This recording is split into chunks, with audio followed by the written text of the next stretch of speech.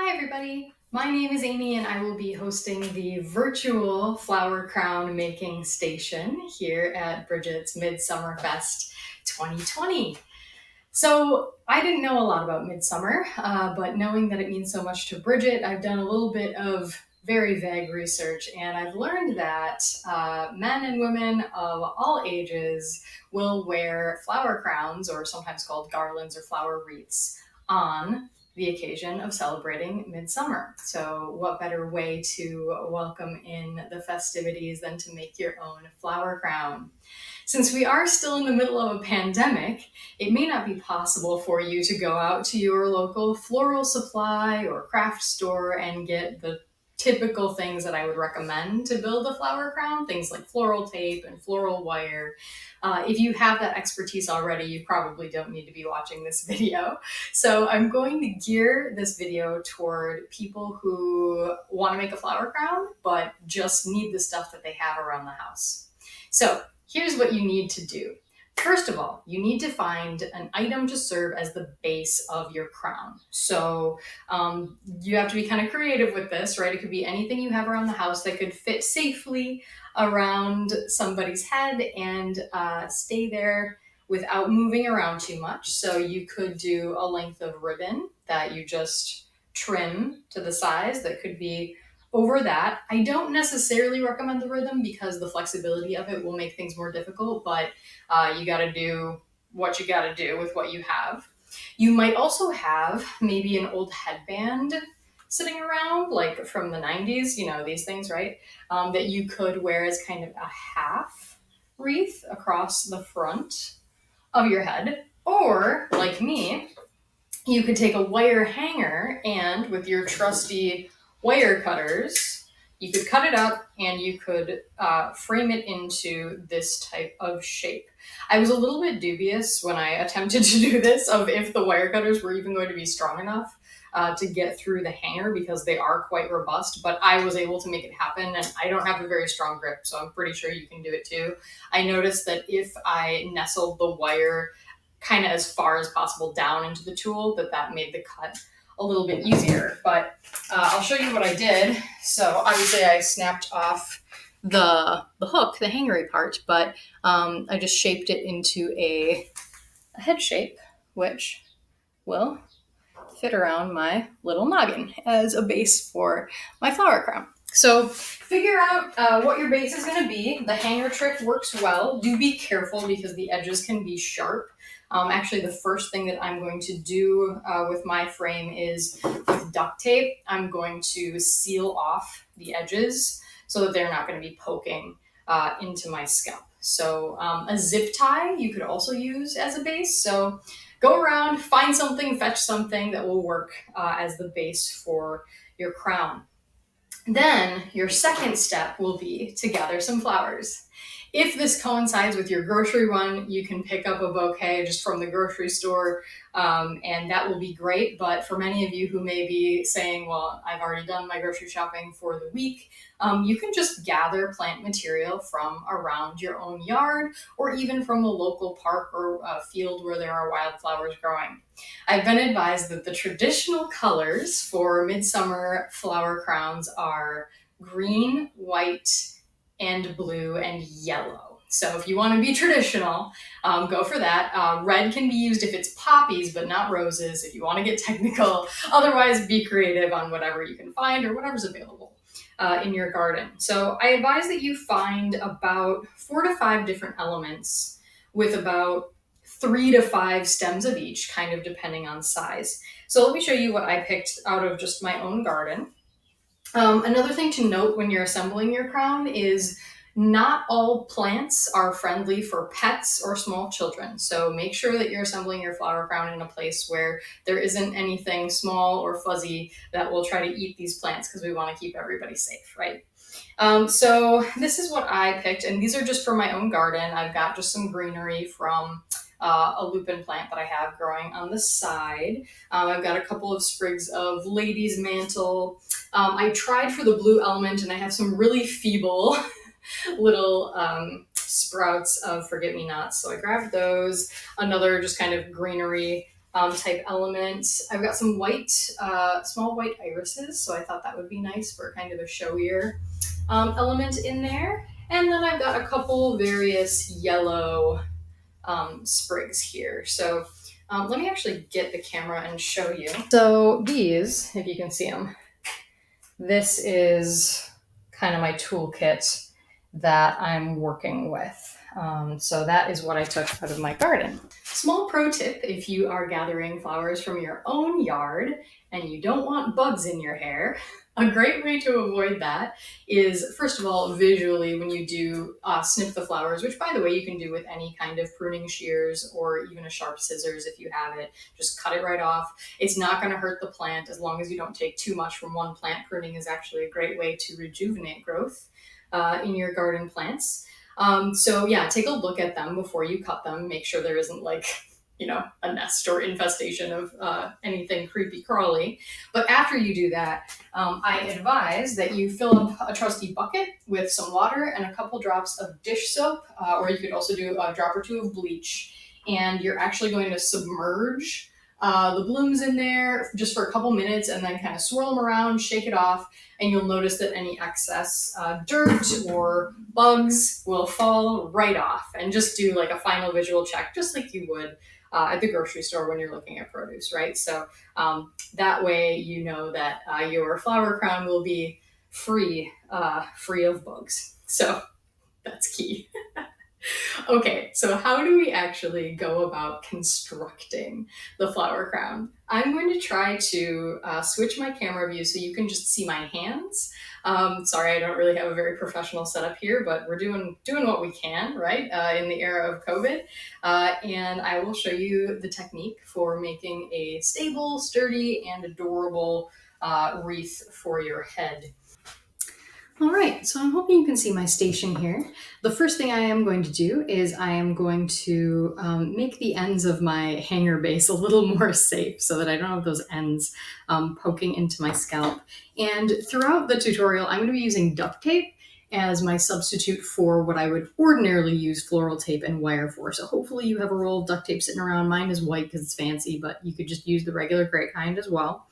If you don't have duct tape, I would maybe try to give it your best try with some other kind of sturdy tape. Packing tape might work, but duct tape is really kind of an essential element here, and I was really hoping that everybody probably had a roll of this at home. So what I'm going to do is I'm going to start by just kind of constructing some strips of the duct tape, and mine's not being very cooperative, but okay, I'm gonna rip that. And I'm just gonna kind of get some strips ready for the process. And you can make them quite thin.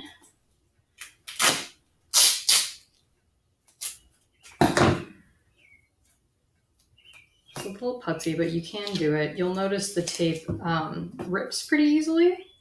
So once you make like a little cut there, you can just sort of tear it down. And if it gets a little like twisting in on itself, don't worry too much about that. So you can prep some strips of the tape for yourself. I'm going to go ahead and continue doing that.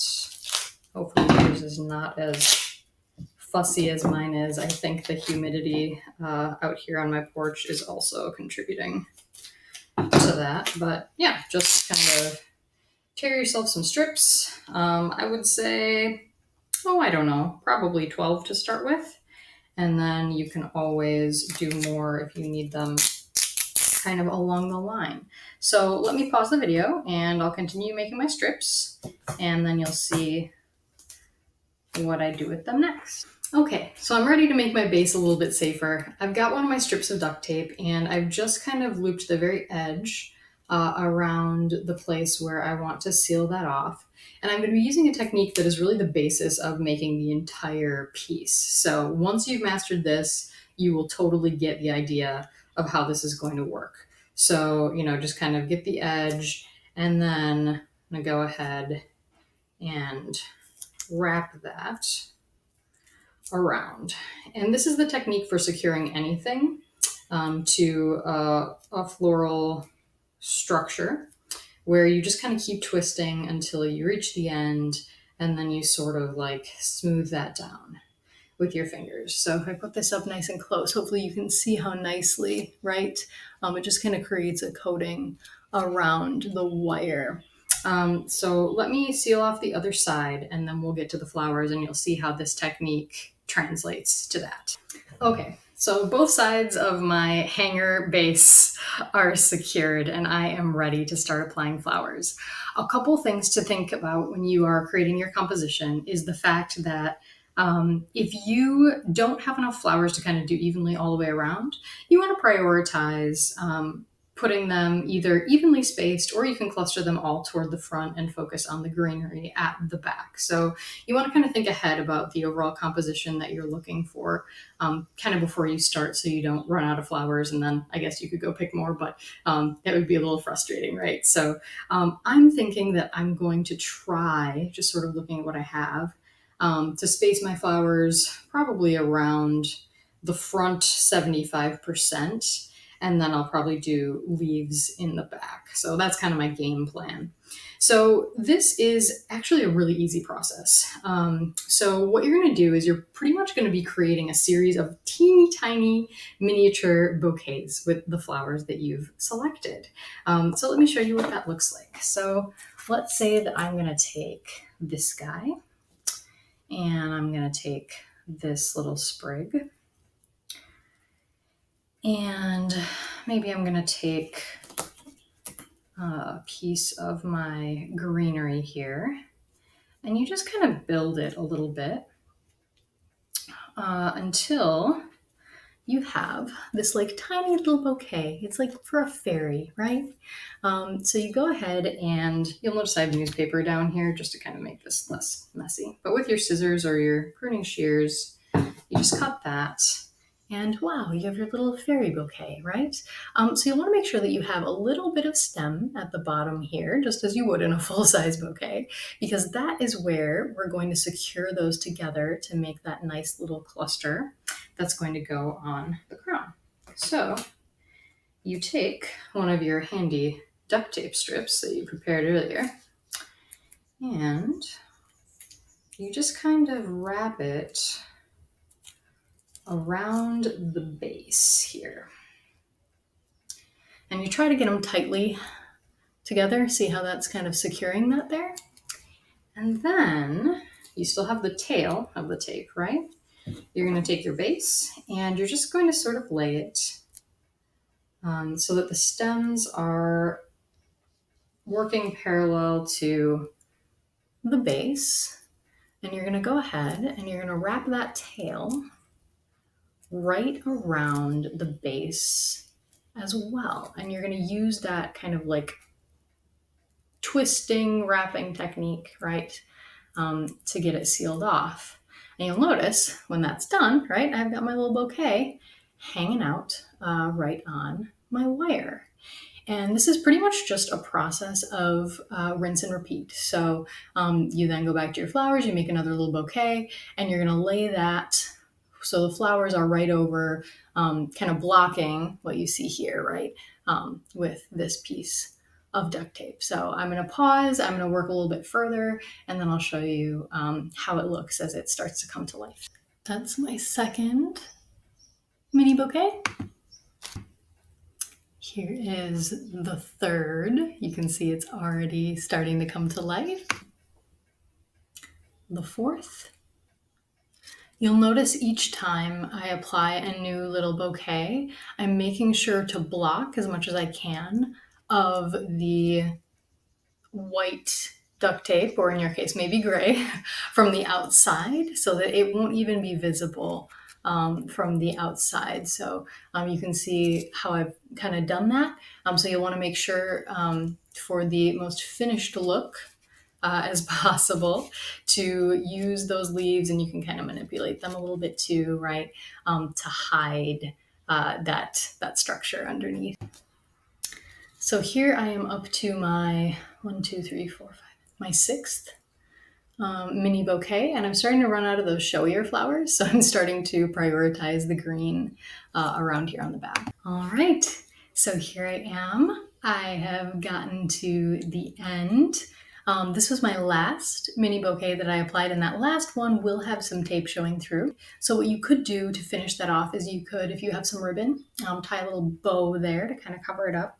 Or if you have like a larger leaf, like I have here, you can kind of sort of weave that leaf into your arrangement and tuck it behind some of your existing elements. And it might take a couple tries or a couple tugs or rearrangements, but you might be able to, as I did here, kind of conceal that for that finished look. And then your very last thing is, of course, to try it on.